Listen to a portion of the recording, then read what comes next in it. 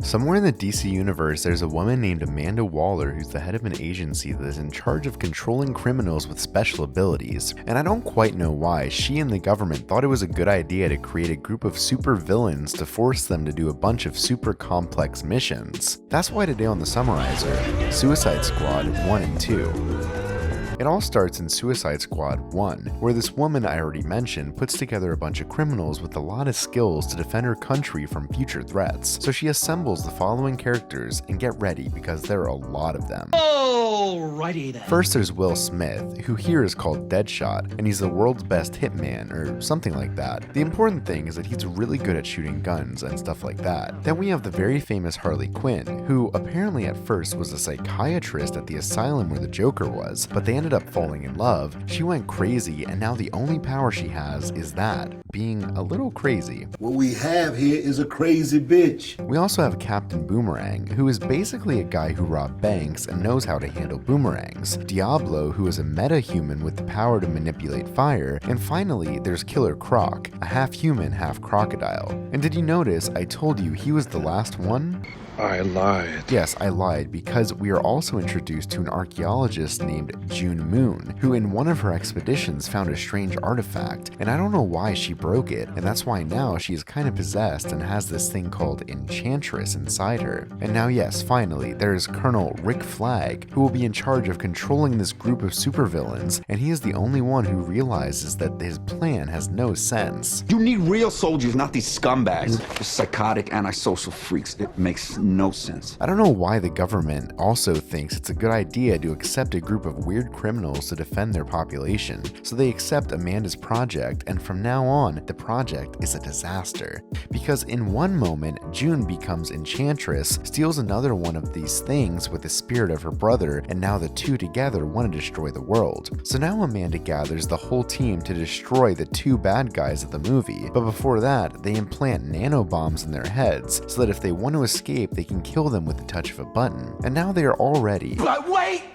There's more! The only thing missing are the two new characters that also join this team. Slipknot, who can climb everything, and Katana, who has a sword that absorbs the souls of the people she kills, or something like that. The important thing is that the mission starts. They enter the war zone, and apparently they have to go rescue an important person who is locked in a building. Oh, and as soon as they start, Slipknot tries to escape, and so they kill him with the bomb he had in his neck.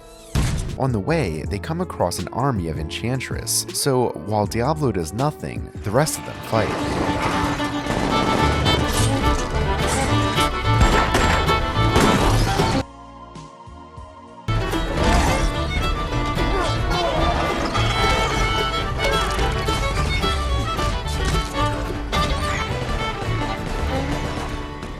Our characters win the battle and then enter another building where there's also another fight, but unfortunately in this one, Diablo does use his powers.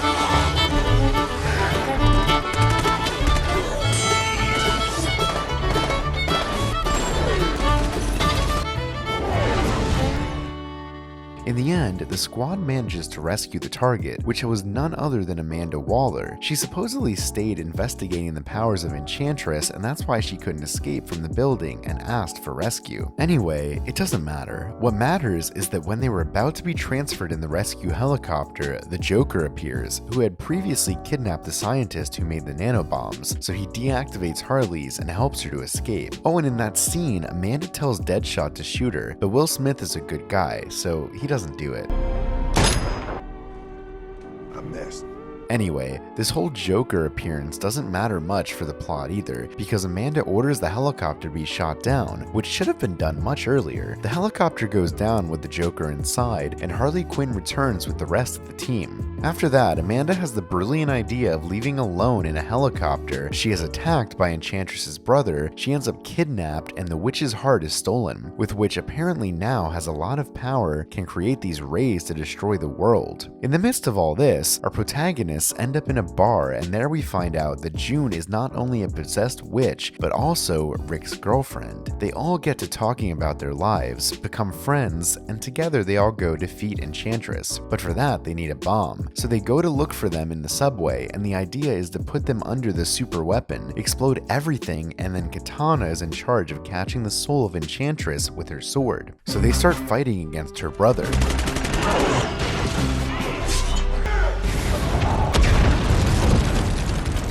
At the end, Diablo sacrifices himself, they explode a bomb and both die. So now the only thing left to do is defeat Enchantress, but at that moment she offers them to join her team and destroy the world together. And though it seems that Harley Quinn accepts, It's a trap!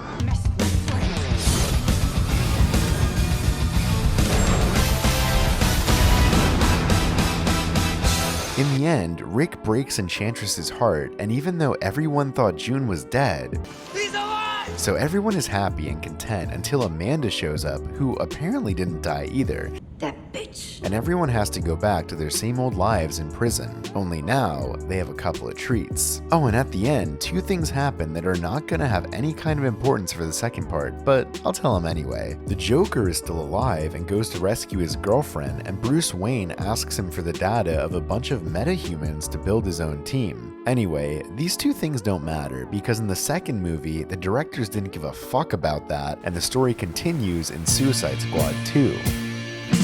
This is also the story of Amanda, who apparently didn't learn anything from the previous movie and still thinks it's a good idea to create a group of crazy people to take care of the citizens. So now she puts together a group of criminals because apparently a couple of years ago, NASA found a kind of starfish alien in space. So the Americans started doing experiments known as Project Starfish. They hired the Thinker, but they had the idea to do all this in Corto Maltese, an island in South America where there was a coup d'etat, and now the leaders want to use the power of the starfish. And to solve all this, he brings together these characters that I'm gonna name very quickly. In charge of the mission is Rick Flag from the previous movie, and on the team there's this guy named Savant. We see Captain Boomerang again, Mongol, Blackguard, Javelin, TDK, and Weasel. Oh, and there's also Harley Quinn, so they all go on a mission. And even though Weasel can't swim and almost drowns before reaching the beach, all our protagonists arrive and start fighting.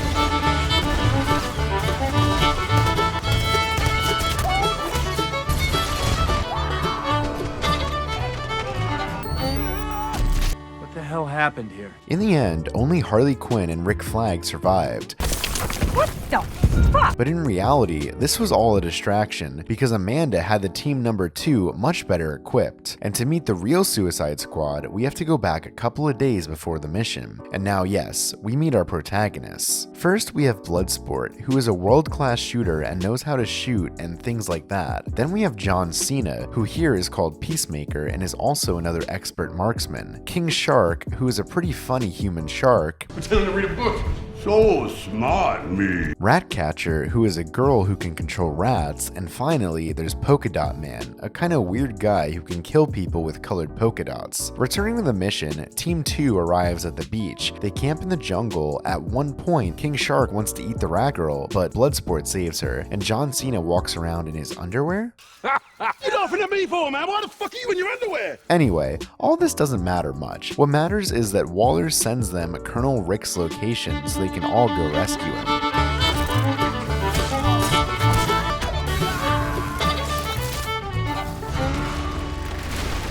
Well, actually, they didn't rescue him because the Colonel was with a group that was actually a resistance, so they unintentionally killed the good guys. In the meantime, Harley Quinn got caught by the government guys and ended up falling in love with this guy named Luna, who I think is the leader of the regime or something. The point is that they both fall in love, but at one point she realizes that the guy's a murderer and ends up killing him.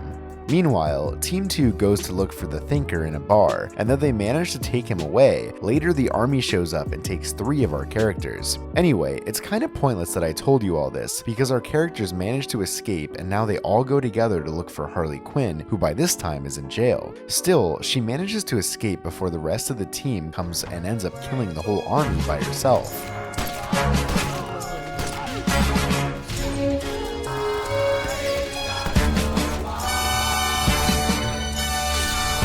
After that, she meets up with the rest of her team, and all together get ready with the Thinker to infiltrate the tower where experiments are being done with this alien starfish. So the whole team goes in, they start setting a bunch of explosives.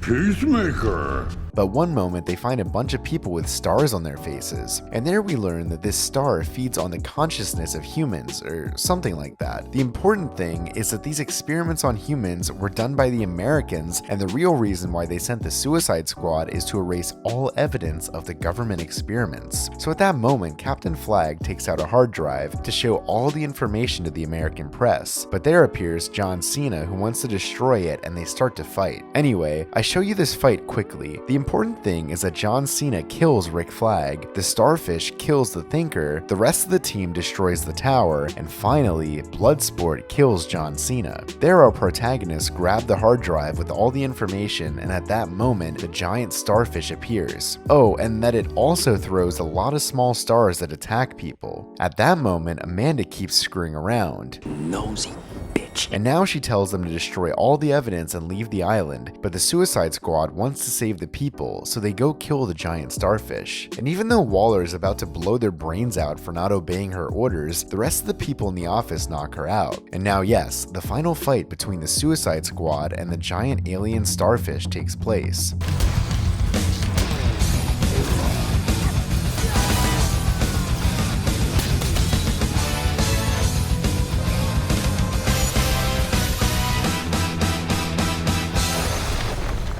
In the end, the rats end up eating the star's entire nervous system, the Suicide Squad wins, That is what I like to hear. Great work. and all our protagonists are happy. Well, everyone except Polka-Dot.